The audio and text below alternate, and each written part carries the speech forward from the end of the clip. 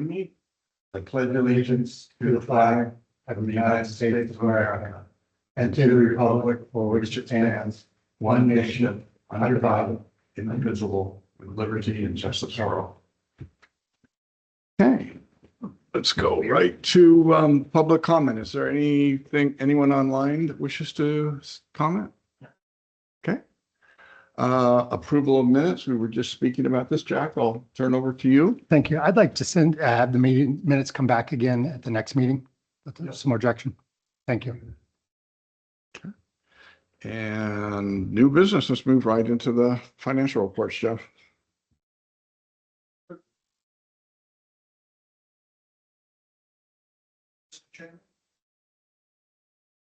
The item before you is the August business budget status report.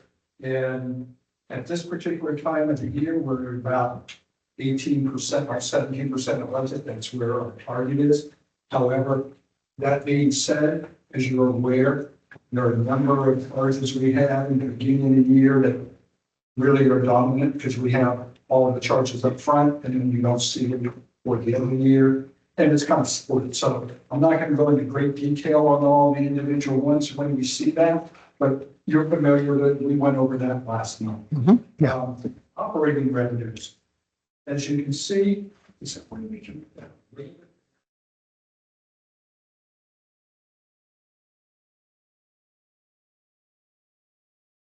PDF. There we go. Thank you. Helps an old man like me be able to see. When I look at this for revenues, the first category, W1, is basically rate revenues and related items. We're at 16, a little over 16% of rate revenues. Well, one thing to keep in mind, when we send out the July and August bills, a portion of those revenues go back to the prior fiscal year because that's how they cover it. The July bills from May 16th to July 15th. The August bill goes from June 16th to August 15th. So when you're looking at that, it's natural that some of the revenues are below budget projection just because of that phenomenon. Because we have to apply the revenues to when they're earned. So does that get down to power sales? Is that the same situation? So, no, it is not.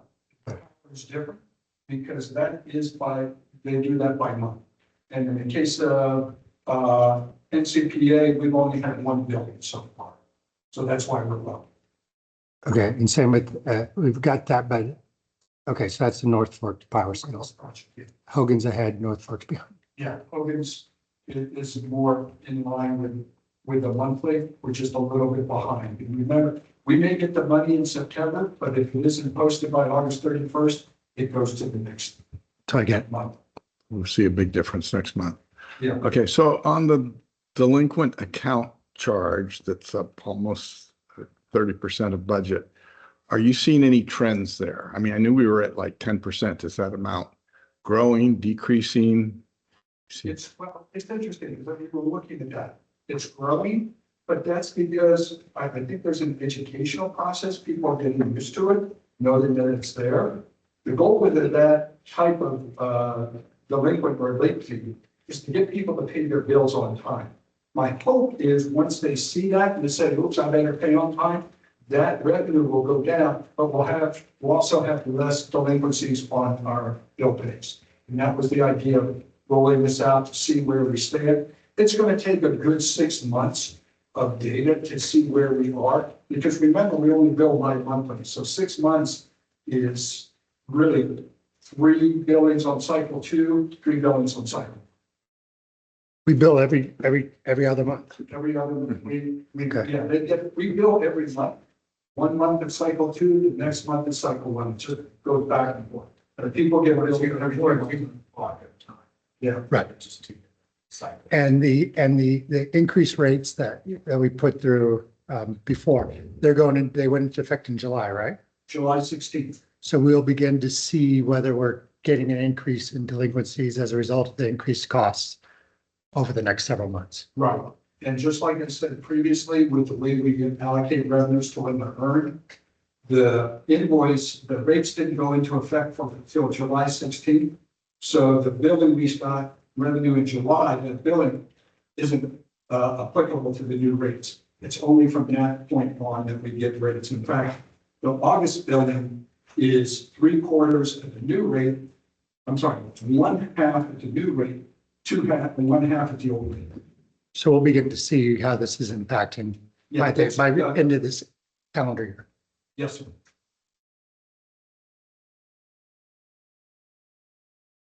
Everything else works pretty good here.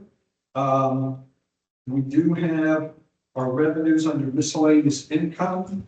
That's right under, right above property tax. That's running a little high, but that's the revenues we get from the fees we charge for credit card and other online portal fees. Those are pass-through fees that we have to pay. And then there's a combination of flat rate and percentage that goes towards that. So the more people use it, the more revenue we get, but we're still only collecting about 58% of our costs. Okay, I know we've talked about this a couple of times, and as I recall, you're going to come back with how we're going to address the shortfall with some kind of options or recommendations to the board. That's still in, you know. It is, but we're a little bit behind the curve now because we're minus one person who was part of that Okay, research. can we note that in the minutes that you will get back to us? When do you expect to come back to us?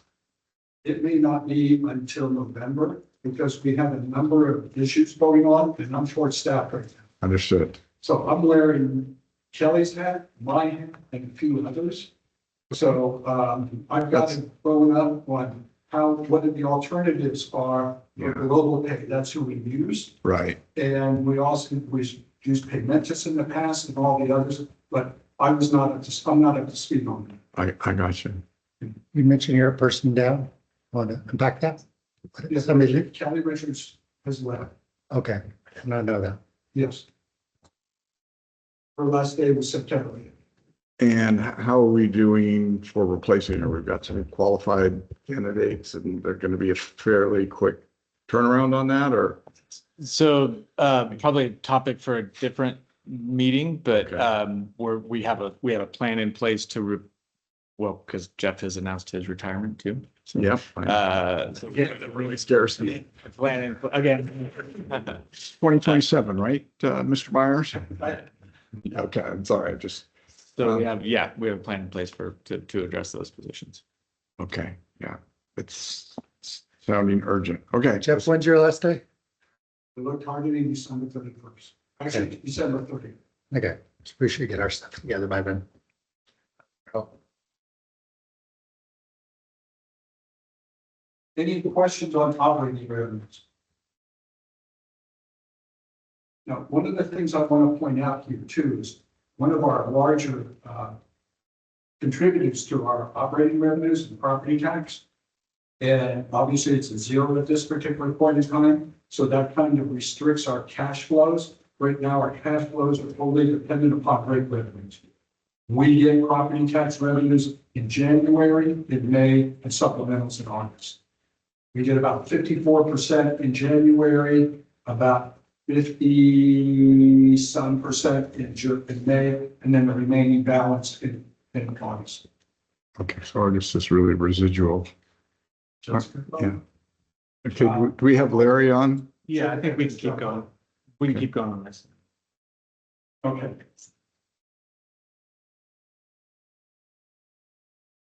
Any questions on the rest of the operating revenues? Just to be clear, so on reimbursable expense, we'll see a big change there in, I'm sorry, you said January, right? Yes. Okay, all right, got it. And part of that is based on the work we do. Mhm. And a lot of that is work we do for developers and others. They reimburse us for our time and materials. All right, We go to non-operating revenues. The two key items here are interest income and expansion fees. expansion fees are developer or builders driven. And we tend to see most of our fees coming in the spring, summer and fall. So we're doing okay there.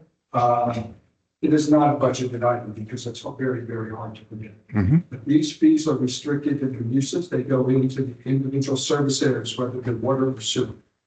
Makes, And interest income is doing pretty good so far.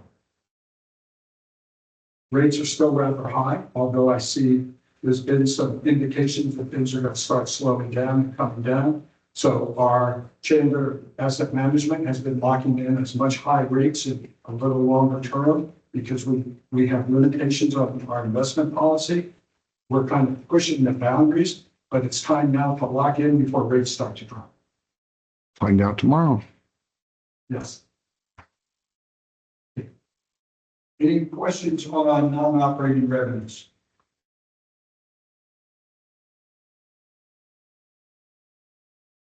We go to operating expenses.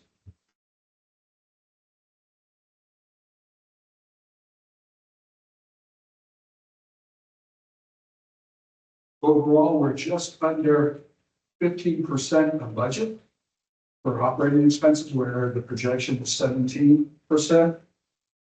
Actually, we're doing very good. There's a few things that are a little higher than anticipated, but all in all, salaries and benefits are just under 15%. We had a few vacancies, so we have some salary savings there. When we're looking at some of the operating expenses, if you can see in pink, aerators, compressors repairs, and mixer repairs, there's some repairs that were unanticipated. And obviously, we have to react to those. We do our best to try to budget. We don't know if it's a trend for the year, but we monitor this. And those are repairs that operations does.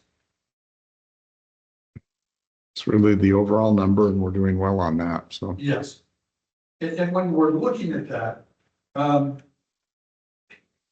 I know when you look at percentages, they can be daunting, but you also have to look at the beginning amount. Because if you're, beginning amount and the percentage of the overall budget. Yeah. Yes, If this is exactly. a tiny thing, it's funny thing, if you're looking at like, when we're looking at aerator compressors, the budget is 18,000. Yeah, all right, we get it. You gotta, those are one-time purchases. Yes. Couple things that stick out. If you go to page 6 of the report,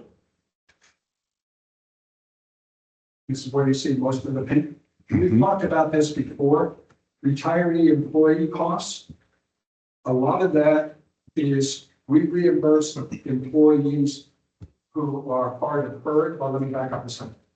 When you're part of PERS and you get retiree health through the district, PERS deducts that premium from your compensation you get from them. They pay you once a month.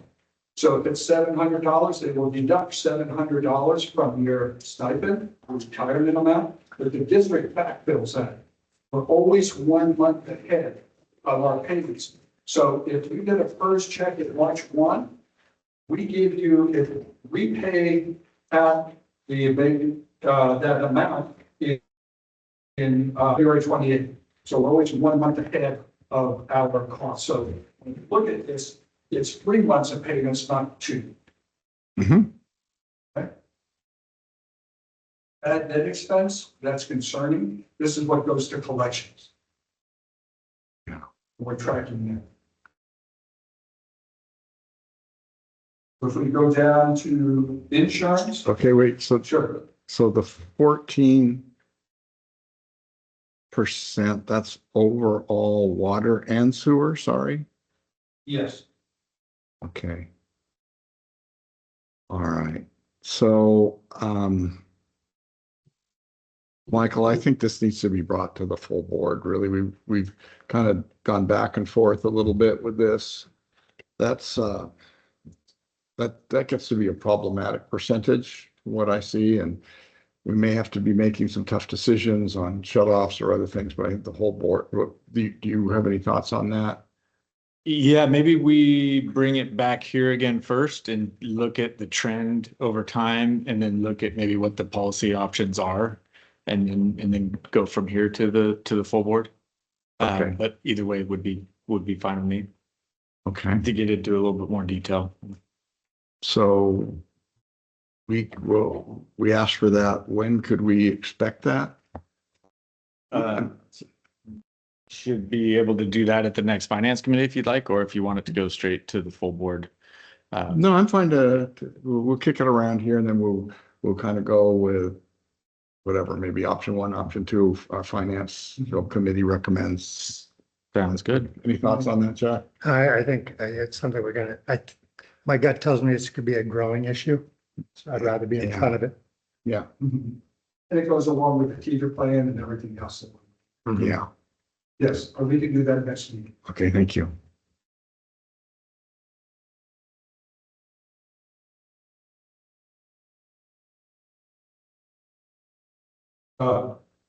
The item for insurance of 61410, we're at 46%, but we pay a lot of the premiums up front. So that's a timing issue. Same with federal dam and admin fees. That's a timing issue. Mhm. But I'm not concerned about that, so we should track just fine with that. The item for water conservation being 37.5, I'm blaming Kelly on that. It's such a huge part of the budget there, $2,500. Actually, what happens, Kelly, Curtis Myers doing the part. Yeah. When we award the scholarships, sometimes they wait, they don't get them that same year. So sometimes they carry over. So we just have more people requesting money at this particular point in time, but they've already been budgeted in previous budgets. Got it. What's the number on that? What's the budget? Total of 4 scholarships. No. What's it, which budget item? Oh, that is, I'm sorry, 61455. Water conservation. Yeah. And East Bay Mud helps contribute to that process. And they give us 50%, fund 50% of the scholarships. And that's because of the water they take out of Hogan or? They're just generous. Okay. Actually, that started while I was absent. Michael may be able to give you some insight. Oh, I don't really need to know. I You was know, just a little curious. I don't remember exactly how that came about, but we had a discussion with it at one point. I think when they found out about the scholarship program that we do, they were interested in supporting it. And so they offered to match the amount that we did. And then we decided to keep our contribution at the same level. So it doubled it, not, so it's something along those lines, but yeah. Okay, great. That's great. Yeah, it's great. It's been, They're still getting a good deal. we've had some really impressive students as recipients of that. We're hoping it comes back to Calaveras I think County. it's one of the best things any organization can do with money is fund scholarships. Especially to like Columbia College. Anyway. Okay, The other item there, which I touched on briefly when we talked about miscellaneous revenues, is a third party processing fees we pay. It's about, and that's something we'll address and we'll bring back to you. okay, good. Thank you. Just for full disclosure, director's costs for materials and supplies are over budget, but that's because of we bought these early on in the year. The rest of the items are going to be just materials for the meetings. So the percentage will come down over time. We replaced the televisions. No, I understand. And it's fine with me as long as I can take it home for Super Bowl. It's, Actually, those are, We'll just have a Super Bowl party here. yeah, okay. yeah, they're either. No, Okay. that's money well spent. And if we go to page 7, the percentages here are because the payments happen twice a year. We make a lot of our debt service payments September 1, early in the year. Some of them are monthly, so yes, So the red will month by month decrease and then get big again. yes, Okay, exactly. got it.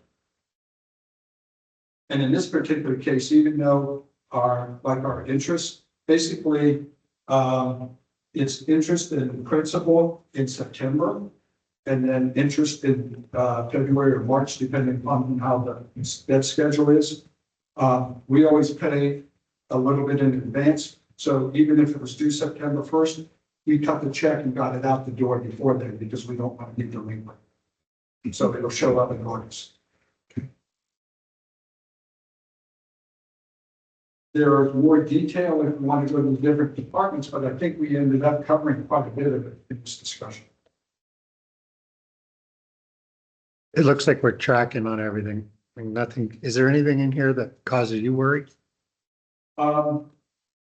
The credit card third-party fees and the lack of revenue to cover it and bad debt. Yeah, those are the two we've noted, so, We agree. yeah, I agree. I have no further questions, Jack. Yes, sir. Anything else looks, If we go to the fund balance report, actually, what I wanted to show you, I know there's a lot of detail, but I'd like to go to the next page, which is the fund activity, where we stand on the water fund and the sewer fund. Those are our operating funds. So revenue to date doesn't meet expenditures on either fund. Again, that's partly because we don't get property tax money until January, May, and August. And we're looking at $3.5 million, which is a big chunk. So what we're doing now is living off of rate revenues and reserves. And remember, I told you the rate revenues, the first two billings, some of it ends up going back to the prior fiscal year. Plus, we also have made payments on our debt service and these things. So there's quite a bit of expenses up front, but we'll catch up and now become positive later. Do you have any concerns about the county saying all of a sudden, gee, this is too much for us to reimburse you for? Where we go to the county and say we're owed this amount of money and then they pay us. For the rates. Yes.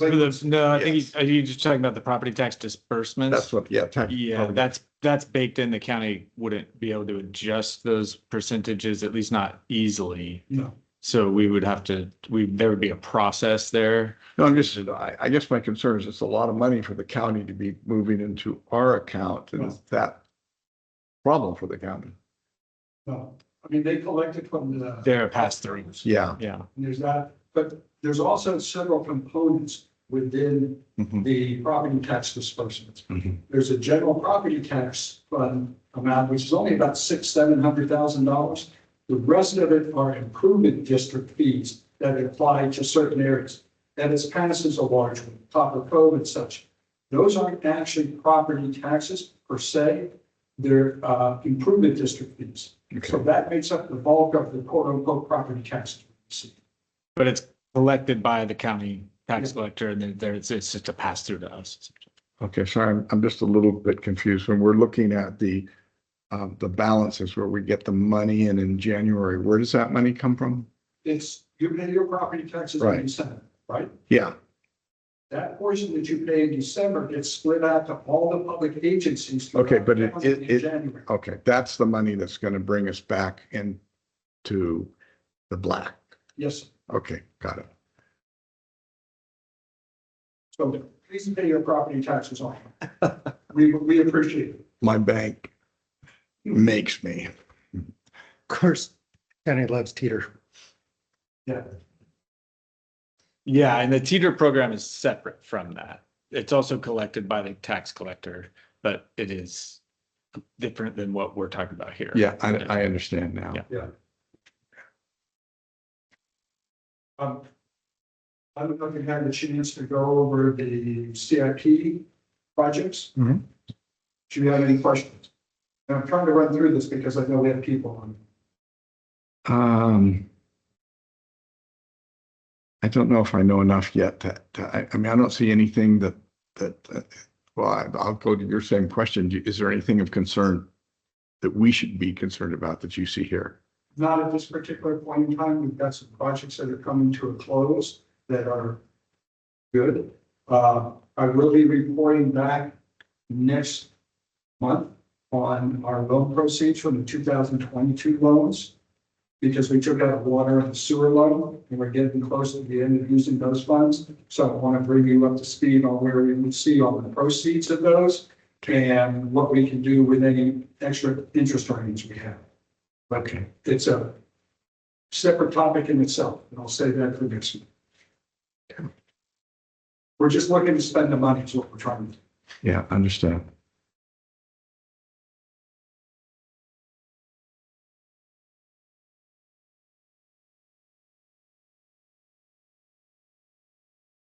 Really on the CIP, you really have to understand, which I don't well yet, the duration of each of the projects.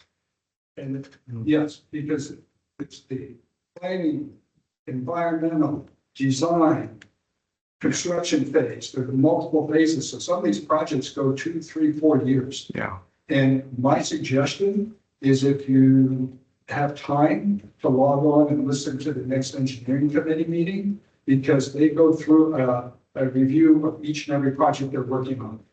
They give you a summary. Yeah, I actually went to one engineering committee when one of the members couldn't come. I'm an alternate, and I found it fascinating. If that's something you do want to just log on online and listen to.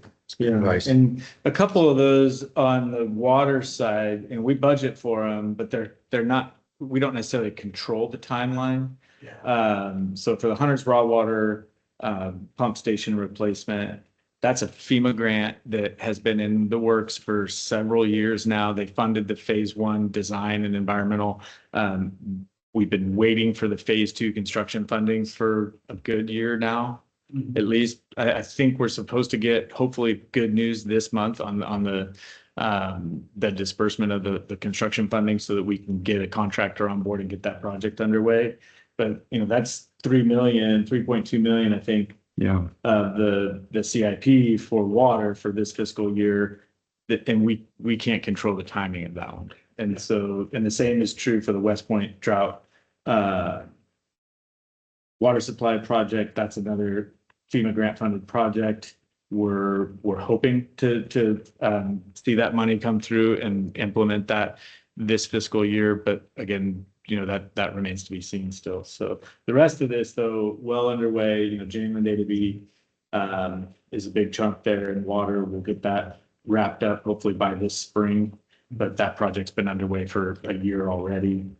And then is similar on the sewer side, where some of those we're working on, we're working through implementation, but some of them we're not necessarily in control of the timeline. And we don't know on these FEMA grants, sticking with Hunter's Raw Water Pump, Hunter's Reservoir. Do we, we've got 3.2 million still to get done. Are we waiting? Do we put forward that? Is this a reimbursement grant for FEMA, or do we wait for the money? So we don't have 3.2 in our bank account waiting for this. We're waiting for the money. We're waiting for the money. I believe that's a 90% federal share, 10% local share on that one. Yeah. But no, we're waiting for them to actually allocate the funds so that when we do get reimbursed for it, it's like on a monthly basis. We're not spending the money now when they haven't yet fully funded it. But it's a reimbursable as we go. Yeah. So they'll pay us 3.2 million in tranches as we go forward. So we'll have to figure out, you'll figure out the cash flow. No better than the timing of the reimbursements on those FEMA grants. Quarterly. That But sounds right. we're good on these construction projects as far as cash flow while we do Yeah, that. yeah. The wash is okay. Yes, we do. And Okay. on the water side, when you see Copper Cove 10B Clearwell project, we have $1 million budgeted this year. That should be done by the end of this calendar year. I have an update from Kevin on that. And that's money funded by the loan, 2022 loan that I was talking about. And the genuine AV transmission line is funded by the 2022 loan. So those are things we're tracking.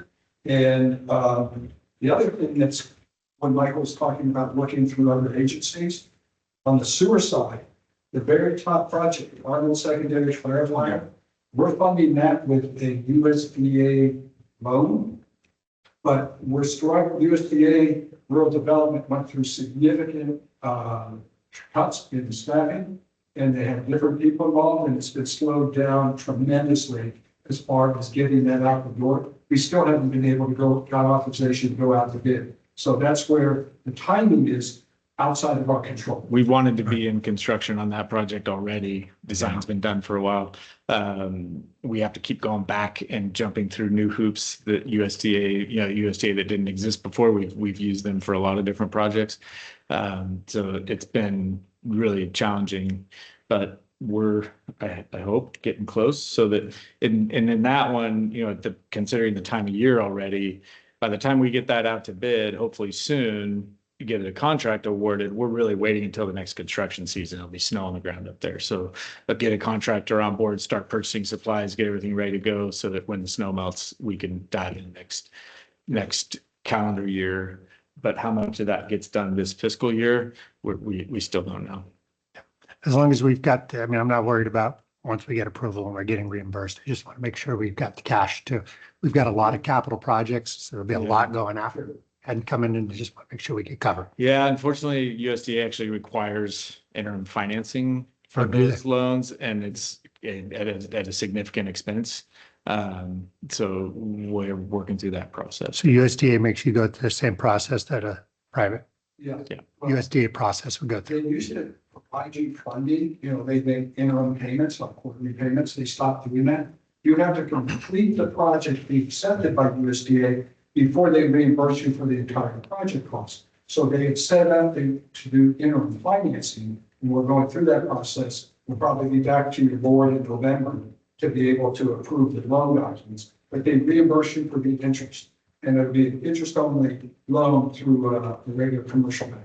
Okay. Well, they reimburse you, but then that gets wrapped up into the bigger loan. So you end up paying it anyways. And if I remember correctly, even if we wanted to front it and had the cash flow to front it, they don't let us. You have to do the interim financing. Yeah.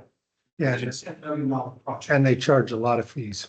And they charge a lot of USDA. fees. I mean, it's kind of a handout to these interim financing banks, but it's, in this one, yeah, I don't know that we would have the capability to do that anyways, but some of the smaller projects we've done, we could have, kind of self-financed or borrowed from another fund, and until we get the reimbursement from USDA, but they won't even allow that. And in this particular case, it's about $700,000 worth of interest charges. But we were talking about, would it be better to dump USDA and look for a private loan? And at the interest rates now, we have Cameron Weiss, our bond counsel, look at this and do an analysis. He does a lot of work with USDA. And with the 40-year rate of 2.75, we can't do it. It still comes out ahead, but Yeah. we did go back and look at that, was as the cost of USDA money goes up, at some point, we might be able to find a better cost structure at a lower administrative cost. But the USDA, that's a fixed rate for 40 years? Yes, Oh, It's pretty hard to beat. hard to beat. yes. They charge an arm and a leg in fees. It's Well, criminal. this is really important because, you see this all the time in public housing. The interest rates look good, but when you have to do all the extra work to get there, it adds $100,000 to Yeah, it. yeah. $400,000 house. I think the AMI meter loan was 1.875, if I remember correctly, sub 2% interest rate, a Yeah. 40-year loan. But how much staff time, how much ongoing Well, yeah, extra and work that's, over? and then these interim financing fees, all that stuff starts to add up. And Yeah. at some point, we'll keep an eye on when the balance tips away from USDA. Oh, maybe someday we'll be able to finance ourselves. Who knows? Even better. Wouldn't that be nice? Yeah. Not today. North Fork. Have nothing else on this report. Thank you, Jeff. That's good. And I have my marching orders to come back to the board and the finance committee with bad debt, third-party fees, and then I'm going to also talk about the 2022 loan proceeds that we're using for these projects. What are in store. Okay. And I will watch the engineering committee. Okay. To get more smarter. That's all I have on this item. Thank you. So just to maybe tee up the next item, and Jeff, I'll let you describe kind of what our program is. But there's been some discussion, and Director Robertson asked for a discussion of our customer assistance program to come back to this committee, partly in response to a customer that wrote a very one of those letters that's hard to read, a customer on a fixed income that really struggles with all expenses, and water and wastewater is a huge, huge expense for folks like that. 15-20% of her monthly budget. Yeah. And so we wanted to bring back a discussion of just to let the committee know what our current structure is for our customer assistance program. But I'm also really happy that Larry McKinney from Amador Water Agency was able to join us, and Jessica Self from Union Public Utility District. Larry's working on a legislative proposal. We talked about in our Aqua Region 3 board meeting today that he's hoping that Aqua will support to create a low-income ratepayer assistance program. The state has tried and failed to do that several times. And then Jessica at UPUD has implemented what some agencies call an angel fund. There's different terms for it, which is sort of a voluntary fund that you can give people an option to round up on their monthly bill, for example, or contribute $5, and it goes into the budget for the customer assistance program, or you can raise funds in other ways. And so, but maybe we start with Jeff. Just a quick overview of. Yeah, I read this. It's very well written and very clear for the current policy. Which is basically up to $50 a month Yes, for water sewer combined. Yeah. that's correct. Now, I have to give credit where credit is due. Back in 2002, when we started what we call the RAP program, that was Bertha Underhill. She started a customer assistance program. We called it a wastewater rate assistance program. And it was funded by an annual golf tournament that she coordinated and worked very hard to get donations and everything else that's down in La Cantana. And we did that for a number of years. And we worked through the Resource Connection Center for Calaveras County. And they were the ones that administered it. We just gave them the money and they handled it. They were the ones that did the income analysis and everything else. But when the recession hit, a lot of our contractors rolled back their donations, and we just ended up having to stop that program. And then in 2018, after a lot of discussion, is your light on? Yeah, what ended up happening is we created a customer assistance program. And that's the current version, what you see now. A policy was approved back then, and the current structure was using $60,000 a year of cell tower lease revenues. And that dollar amount has not changed. But you get $20 per month, per bill, per billing period for water, and 30 for sewer. And we have 237 slots on the water side, 175 on the sewer side. We have not had full allocations since maybe 2018 or 19 when it first started.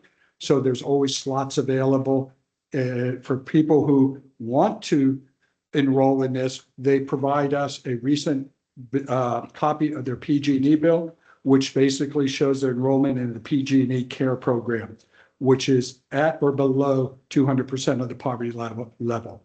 And for us to be able to administer this program, it makes it so much easier to just look at that bill. They apply. They qualify. We don't do any, there's ways you can do a deeper dive into the income analysis and everything else. For us to be able to do that, we don't have the resources. Plus, I'd hate to have to store all that financial information. It's easier just for them to supply us with the PG&E bill that states they're part of the program, and then they can go ahead and be enrolled in it. We do have some concerns with the current policy. It's outdated, And I won't go into great detail about that, but some of our concerns is some of the policy says if you are delinquent, you can't be a part of this program. Well, we don't adhere to that. We have a number of our customers who are not only delinquent, the majority of them, they've come out of it, but some of them have actually had to be referred to the TETR program. So when we go back and look at this program, I'd like to be able to update the policy so that we can still help people. Because right now, most of the people would not be eligible to stay on the customer assistance program based on the policy. And so I look at this as an opportunity to improve the process and improve the policy. And I will then defer it to Larry and Jessica to talk about their programs. I'm very interested to see what we find out at the state level. Before we do that, any questions about our policy? I think we used to have a wait list, so it used to be oversubscribed. It's just been the last few years that we don't have the full program or the full number of slots filled. But we're also I had, getting our bills paid too, so clearly there's some people out there who need it who aren't subscribing. That's an assumption. That, yeah. So in terms of fungible money that can be used, like cell phone tower revenue, is there anything else? Can we use interest income if we wanted to expand it? Is there anything else we could use? Yeah, so as long as it's not rate revenue or restricted for some other reason, there's always a trade-off though, because even unrestricted revenue, is something that we've already, allocated somewhere else in the budget. So it would have to be, either just being cognizant of whatever that trade-off is, or an increase in a unrestricted source of revenue that we could use for the customer assistance program. So that's where the challenge always comes in. Could we use interest income? Or is I'd have to look into that because the interest is based on rate revenues predominantly. So it really. And the depends. interest revenue can only be from the operating fund.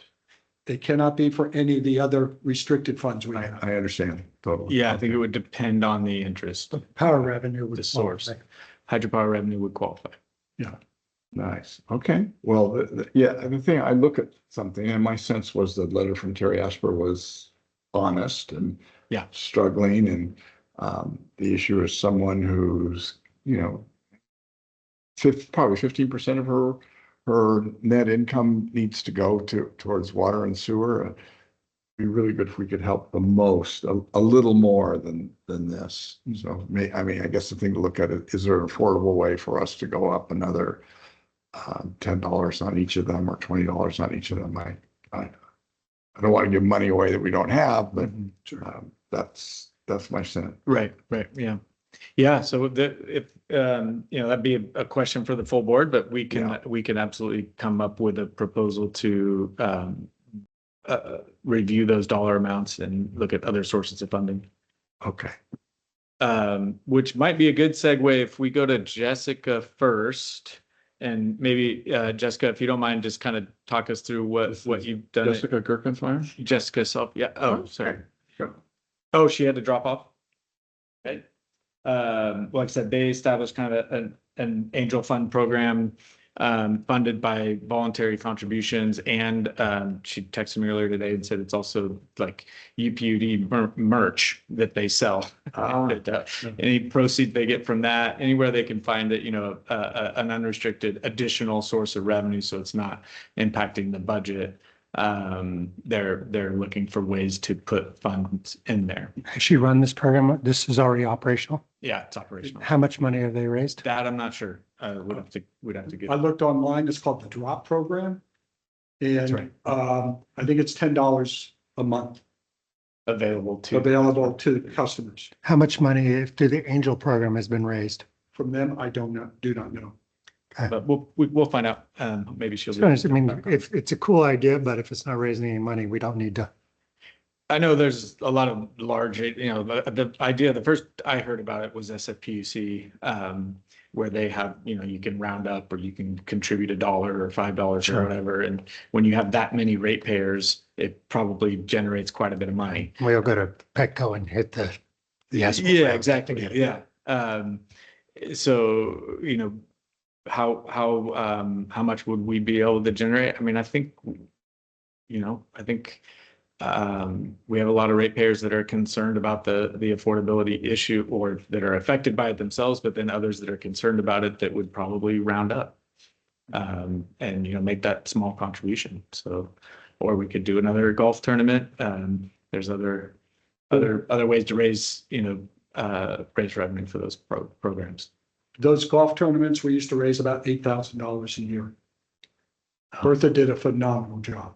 Yeah, I mean, that's what, 12%, 15% of what we currently fund. So that would be huge. And then, so also invited Larry, because Larry's agency has been focusing on this quite a bit. And so Larry, really appreciate you joining us. And if you wouldn't mind, maybe just talk us through where the overview of kind of the proposal you're working on. Yeah, I will. And Do you mind? I thought I turned my camera on. Let me try again.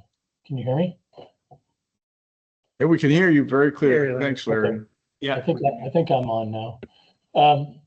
You think if I do this twice, 3 times a day, I'd learn how to operate each platform. So I'm the general manager of Amador Water Agency, your northern neighbor. Good to see you, Director Garamendi, from the camera days.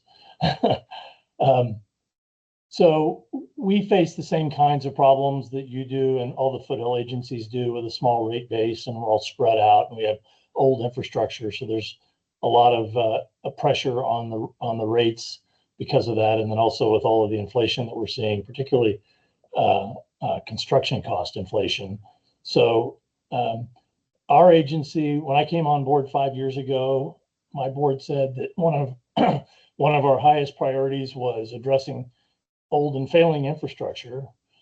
And in order to try to grapple with that, we are in the 5th year now of a 5-year rate program that was approved in 2021 that basically doubled our rates over 5 years. And we're now contemplating another set of rates for the next 5 years that will accumulate to about another 40% increase. And the driver for that is mainly our capital improvements program and the need to have, reliability of service. It's not even for growth. So obviously at this point, affordability has become a serious question because we've got very high rates and we have a significant part of our service area that are disadvantaged communities, low income, fixed income. We have a lot of retirees that live here. So you have similar problems, I'm sure. So at root of the problem is that Proposition 218 prohibits us from using rate revenue for subsidies like you've been talking about. You have your program and I commend you for doing that. Programs that are funded by contributions are a good way to do things, but obviously they're limited and it takes effort to raise those kind of contributions. And any kind of non-rate revenue that you use other than contributions, like Michael pointed out, actually does compete with operating revenue. So while it's legal under Proposition 218, it really isn't a solution. You're just taking Peter to pay Paul. So it's good to have a local program. We don't have one. What we promised our customers when we implemented when we approved the rates in 2021 was that even though we didn't have significant non-rate revenue to fund an assistance program, that we would advocate for low-income water rate assistance at the state. And the state has had a number of bills already that have tried to address this, and they've all failed for some reason or another.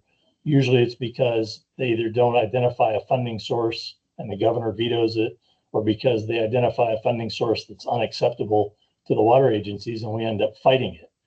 Once it was a water tax where they wanted water agencies to add a charge to their bills to fund this, which we thought was not the appropriate way of doing things.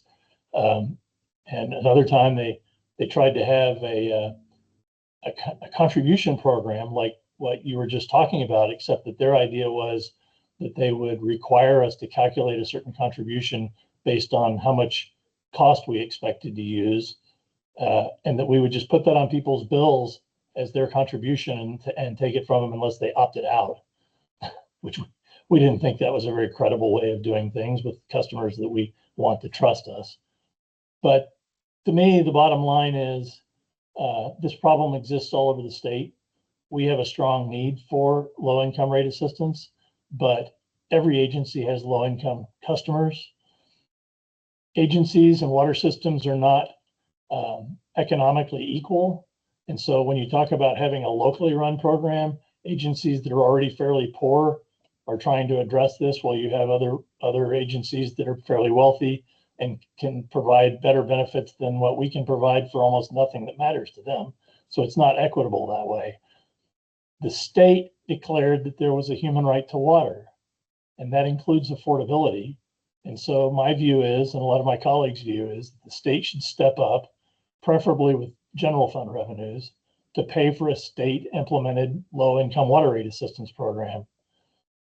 Since we've fought and never succeeded in having a bill passed, my thought now is to ask Aqua to sponsor a bill where we write our own language and put it out there and advocate for that, and then let everybody else come and tell us how they think we should amend it, and we can, talk about compromising, but instead of us arguing that they need to compromise and change their language.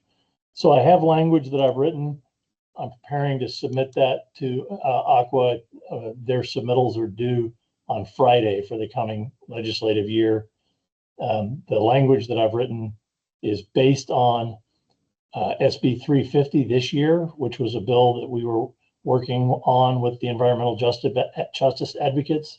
And it wasn't perfect, but it was the closest thing we had gotten to a bill that we thought Aqua could support, but then it was held on suspense in the Senate and didn't get out. So now that bill is dead, but I've taken that language and I'm working to modify it to be more acceptable to us.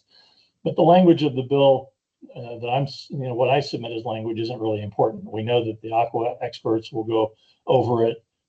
They're in constant communication with a bunch of other stakeholders. They'll try to come up with something that they think is workable, and they have to find an author. And so the language has to be acceptable to the author. So I did send the language that I've been working on to our Aqua Region 3 board members, including your general manager, this afternoon. I'm going to wait to see if I get any specific input back on that before I attach the language to the submittal that I need to send to Aqua. But I would really like to be able to say that there are other agencies in Aqua, and particularly in Region 3, that support the idea that, without having all the details, that at least there ought to be a state administered low income rate assistance program. In addition to that, there's been a bill in the federal legislature for a couple of years to create a program on a permanent basis that was modeled on a previous program to pay off arrearages during the COVID crisis, but to provide a low income rate assistance program on a permanent basis from the federal government. And that's always going to be fairly limited in funds by the time, we get the California share and it gets to where we are. But it would be nice to already have a state program set up that could leverage those federal funds if and when they come. And there are House and Senate bills pending right now on federal low income rate assistance. So that's my idea, what I'm working on. I'd be happy to answer any questions, and I'm hoping that you might direct Michael that we could say that your agency supports Aqua attacking this problem. Larry, this is Jack. Thank you very much for being here. I know you're a busy guy. What are the basic elements of your proposal? The basic elements And are, if it's not ripe because you need to go through committee, I understand, but if you can share. as I said, I'm basing it largely on where SB 350 ended up this year with some tweaks.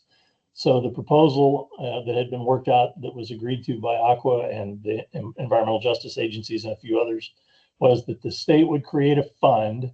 The fund could take money from all sorts of sources that would be used to fund a low-income rate assistance program, and then they would divvy that up, send it out to water systems. There was still a component of the administration that was on the water systems, because we would be required to decide who was eligible, which is what you all are already doing now with your program. And as was described, it's not too onerous as long as we're allowed to rely on things like the PG&E program as a proxy for actually getting, income tax returns or something. And then the program it's a direct bill credit program where you decide who's eligible, you do all the bookkeeping, and then the state sends you the money to provide the bill credits to these folks. And they aim at, I think, a $10 a month credit. That's what the bill was aimed at, which in our case is not enough, but that's, if we had a state program that did that, maybe we could do something locally to supplement it. The bill had the program being administered by the State Water Resources Control Board. I'm trying to get Aqua to say that they'll sponsor a bill that puts the program in the Department of Housing and Community Development, which already does income qualified assistance programs, whereas for the State Water Board, this would be a whole new thing. The SB 350 language also was very clear. The environmental justice advocates wanted it to be mandatory. Every agency in the state would have to participate. And then they, at the behest of some of the larger urban agencies, they put in a provision that said that if you have your own program, you can continue to do that. You would still have to participate in the state program, and you would be able to get state money at the same rate as anybody, even if you, still have your own program, you wouldn't be offsetting what you get from the state. So they built that provision in, but everybody would be required to participate. And in my proposal, I'm trying to make it where it's opt-in. Every agency decides whether they want to participate or not. I think there are some issues about that I've been grappling with. The SB 350 had applied to every water system, including for-profit run water systems. And so I have a question about whether that's appropriate. I'm talking to Aqua staff about that. And then because the SB 350 language was mandatory, there was a provision that troubled most Aqua members about how the Attorney General was going to be empowered to enforce the participation. But if we make it not mandatory, then that comes out. So those are the basic elements of it from my perspective. Larry, was there any compensation for water agencies for administration? Yes, the way SB 350 was set up, and I haven't changed that in my proposal. You have all the money in the fund, and so that money is available to run the program. Of the money that's available, 10% of it the state uses to administer the program, and then there's another 10% of it that's available for local agencies to administer the program. So whatever money you were going to get allocated to your agency, 10% of that you could use for your own administration. Okay, good. And then there was that might almost cover it. There was one other provision that I thought was interesting, which is it said they had a provision in the SB 350 that said that if the funding was inadequate to support the level of benefits that they were targeting, then the state board would have to develop guidelines for how they would prioritize systems to see who was going to get their money. So in my version, if they don't have enough money to provide the benefit that they're targeting, I'm saying that the state board or HCD, whoever's implementing it, has to develop guidelines to determine how much of the benefit they'll provide, but everybody would still get some of the money. You just might not get as much as they were targeting. To me, it didn't make any sense at all to prioritize systems and say some people get their whole benefit and others don't get any because there's not enough money. So. Larry, I would think that, since you're creating the straw man for Aqua, which is pretty cool, maybe you could put in something special for rural counties since our expenses are so high per capita. Yeah, a higher percentage for low density Water systems. Yeah, I mean, I like that. since you're throwing up the straw man and they're going to pick it apart, you might as well Yeah. ask up front. That's a great point. I can do that. I can put it in the proposal anyway. I mean, they're going to pick it apart and take things out anyway, so might as well start with it in. That's a great point. I appreciate it. So I think it's a great start. I think this is going to keep coming back. And so I think Larry's proposal and just his whole the effort to push Aqua to actually sponsor something so that we're not just always on the defensive saying no to other people's proposals. We're putting some out there that, as Larry said, might, would actually work for water agencies. To me, the trade-off here is, I've said it many times before, the best way to provide low-income ratepayer assistance is infrastructure funding. That's what's driving these costs up for everybody. But I think it doesn't have to be either or. And considering, the need for direct low-income ratepayer assistance and how high of a priority it is for the state and for the environmental justice organizations, let's try to take control of that and take a leadership role in shaping it, and then and also advocate for infrastructure funding as well. Is there, I think this is great. is there discussion of any, is there a water bond coming down the pipe? Is Aqua talking about that?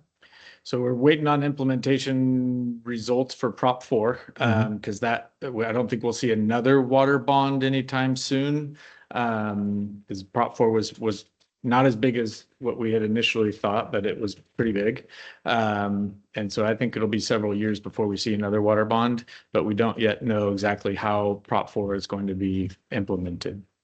Okay, thank you. Yeah, Larry, thanks very much. That's great. And however we can support you, I think you certainly have it from our end. I'm just curious, have you ever run the numbers about what the total cost of what you're proposing might be, ballpark? I have not, but this whole process started a number of years ago with a bill that Senator Dodd carried that required the state board to study this issue and the ability to provide low-income rate assistance. And I think they estimated it at $160 million a year for the whole state.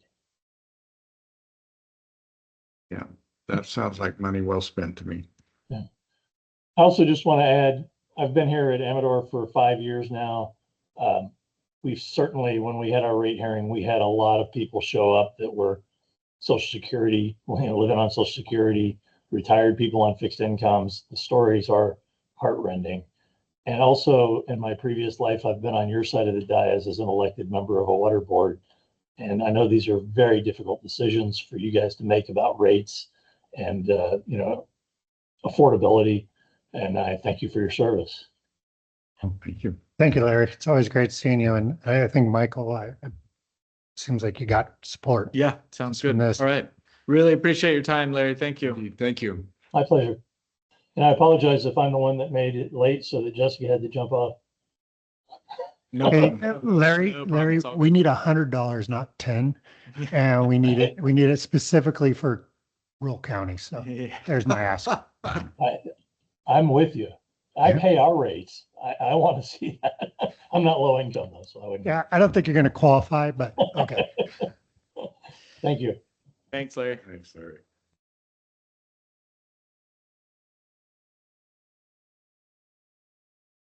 I don't have anything else on this item. So when we discussed this last meeting, we talked about Kelly, maybe this hasn't happened because she's not here. We were talking about reaching out to other agencies within the county, ATCA, Health and Human Services, any agency we might be able to work with or through to provide additional resources for our customers. Kelly's gone, so I'm assuming that probably didn't happen. Yeah, I might have missed that part of the discussion, but we can follow up with our other Kelly, who's online here today, and absolutely reach out during the post COVID fallout, when there was ratepayer assistance, that Larry alluded to this a little bit. We worked really closely with ATCA, and it was nice because ATCA administered that program. We just referred customers to ATCA. There were limitations on it. It was only for arrearages, and a customer could only use it once. Right. And so it didn't help people who are struggling to make ends meet, but still paying their bill. It kind of excluded those folks. And then if people needed ongoing help, it didn't provide that either. So we sent Senator Padilla,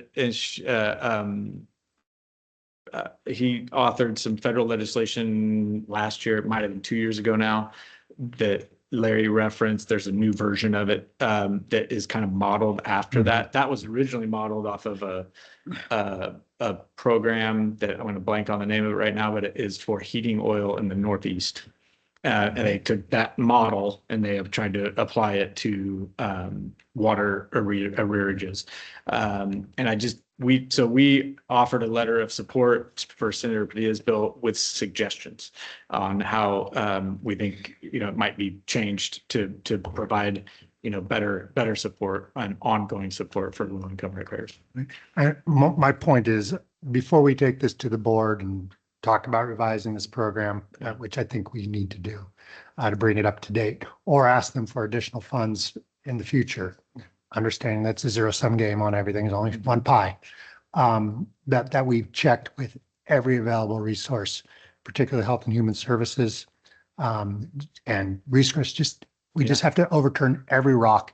So when we sit up here and make a suggestion to the board, we could say we've checked every box. I think that's a great suggestion. So, Marcos at HHS, ACCA, Resource Connection, and then the other local agencies as well.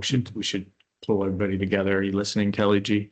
And we should also probably Pull those folks together and see what else might be out there that we're not thinking about, or let them know what we are working on and see how we can all work together on it. And since we're not dealing with huge amounts of dollars here, I mean, this is not a relative to our budget, an expensive item.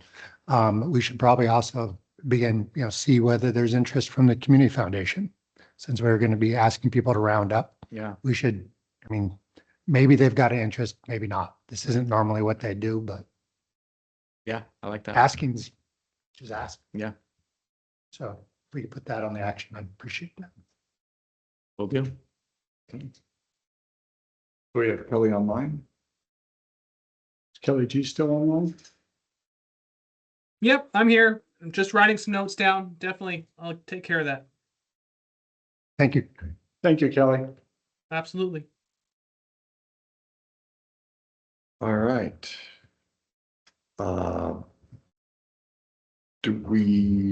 We're done with administrative services, correct? Mr. Myers?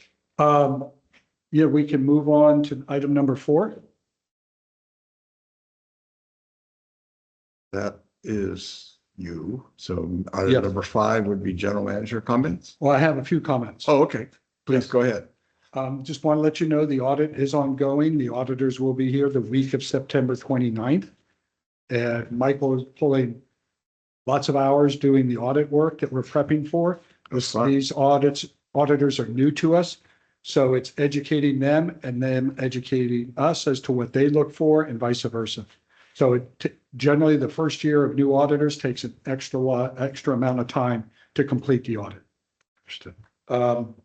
Some of the items that I wanted to come back on is our Tyler. Kelly may have spoken to you. We had some issues with conversion in Tyler to our utility billing system, and she worked with them for a business process review. They provided us with an action plan, and with Kelly being gone, we're reallocating resources to do that. And I'm going to come back with probably a monthly update on that. But the way it's looking, it probably will be done by the end of the calendar year, because scheduling with Tyler can be a challenge at times. We're on their timeline, not ours. Okay. But we're the customer. That's how it works, unfortunately. Okay. And this is mostly in references to employee payments? No, utility billing is customer billing. Oh, yeah, utility. Sorry, Yeah. I heard that in the back of my mind, but I was thinking of the other issue. Yeah, okay. Yeah, there's a litany of items that need to be fixed, and they know it. So we've gotten a quote on it. We're going to move forward with it. And then hopefully it'll be done by the end of the year, and we can report back to you on its progress. One of the things they're looking at is to be able to allow for an angel fund. Their system does not have that capability at this time. Okay. But they've indicated that that's probably something they can do. They've indicated they're going to look at it and try to implement it, but Okay. we will see how it turns out. And then the same issue of the percentage going for using a credit card would be part of that? No, this is completely different. If we're percentages on credit card, we would have to find another third-party provider to lower our costs. I meant on the billing. If we were, I think we're charging what, 2% now, but we're paying 4 for, Well, it's a little bit around, it's roughly 3%, yeah. but we cannot change or Tyler will not decrease their costs nor their partner with Global Pay. We're Right. stuck with what they have. We would have to go outside the box to be able to get another provider for third-party payments. Okay, no, that's not, what I'm saying is, we could, if a customer bill comes in at $100 and we're using their payment system, it costs us 4% if it runs on their payment system, we can bill them for 104, we can make that bill 104 within their existing system. I don't know the legalities of that because there's some restrictions on how much you can charge for fee recovery. We haven't updated our fees for quite some time. And we were thinking it's easier on the customers if we look at another payment processor, third Gotcha. party, to reduce, so we have reduced costs and not have to increase the cost to customers. All right, gotcha. And that's what Kelly was looking at to see what those options are. Okay, But it would be outside of Tyler. And there's challenges with that for real-time information. Tyler gives us real-time information. If we go to another third-party provider, all that information would be delayed, but that's part of what we need to look at.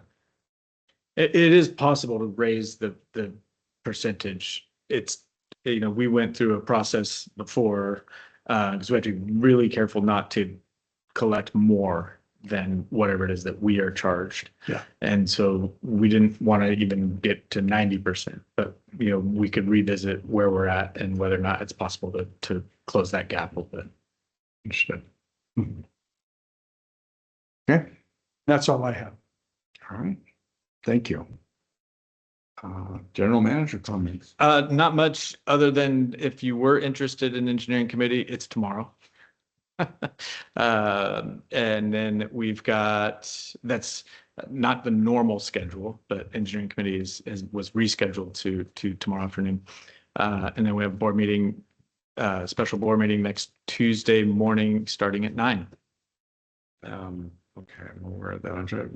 Okay, engineering committee meeting. Is it 1 o'clock tomorrow? It's 2 PM. 2. Yeah, I've got And it'll be recorded and available on the website too, if you, okay, that's good. Yeah. I've got a Habitat Board Director meeting 3, so. yeah, we'll make it available. Okay, great.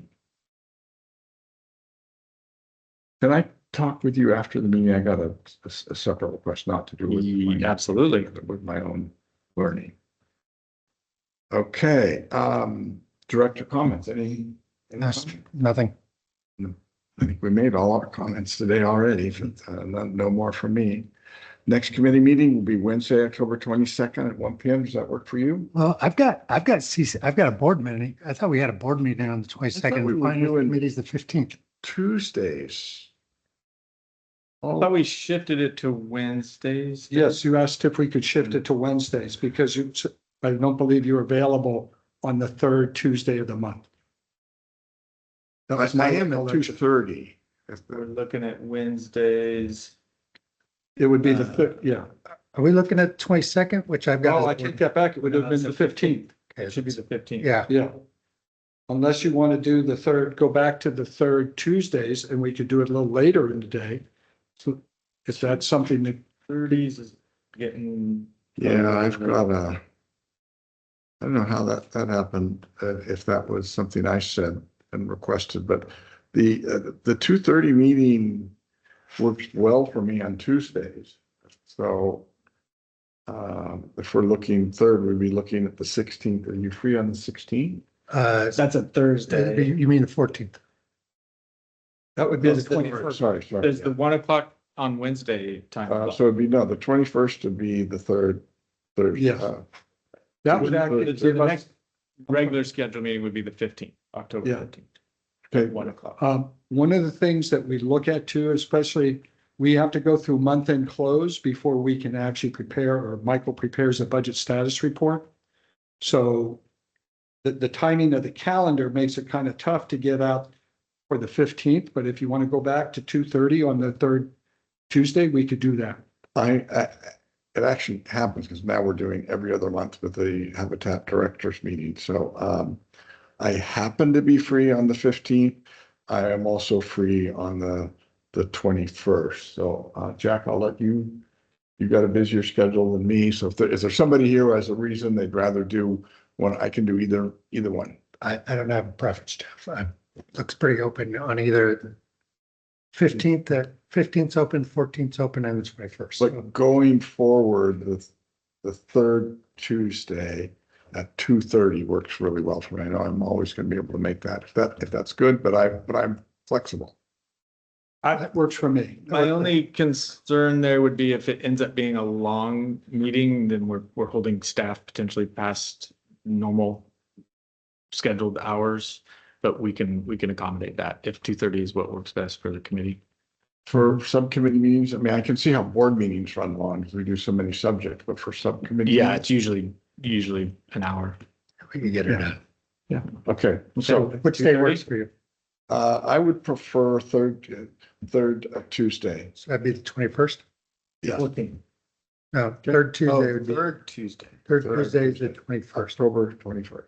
Yes. 1:30 or 2? 1 o'clock or? 2:30, same as today. That, no Yeah. problem? That doesn't, that works fine for me. Thank you. This is just one of those months where that happens to fall the same week as the board meeting, but most months, it will be the week before the second board meeting. It's just an odd calendar date. It's an odd calendar date. So, yeah, because in the past, we've had committee members not want to be back to back with the board meeting. And that's better for staff too. So if there is something that if we get a recommendation from the finance committee to take to the board, Okay. we can get it to the board the following week. We can't do that if they're scheduled back to back. I But got for you. this one, I think we're fine to keep it on the 21st. And well, if it's all right with you guys, I mean, we all gonna have moving schedules as it goes forward. And this seems like a meeting that we can shift around as it comes due. It would Yeah. be, yeah, it's easier for us to. A month in be- advance. Yeah, it's honestly, it's easier for us in finance if it's consistent, the same date every month, so we can plan things around. Sure. I know it, so I would love to have a consistent calendar too. I understand that. Yeah. Yes, I do. So the third Tuesdays at 2:30. Sorry, Good. Third Tuesdays at 2:30. that works for me, but does that work for the board? You want to move it to this? Yeah, that works. That works. Yeah. Okay. And I honestly don't see anything coming out of next week's or next month's board meeting. I'm sorry, finance committee meeting that would have to go to the board meeting the next day. And we'll have to juggle November just because, Yeah, November, December are always juggled. Yeah, so we'll just have to, we'll talk about that the next meeting. Okay. I think, given a month in advance, we should be able to do okay. Mhm. Excellent. Sounds good. All right. Thank you. And we have no public comments. I assume, go back, I lost mine. I think that's. All right. Okay. I declare this meeting adjourned. Thank you.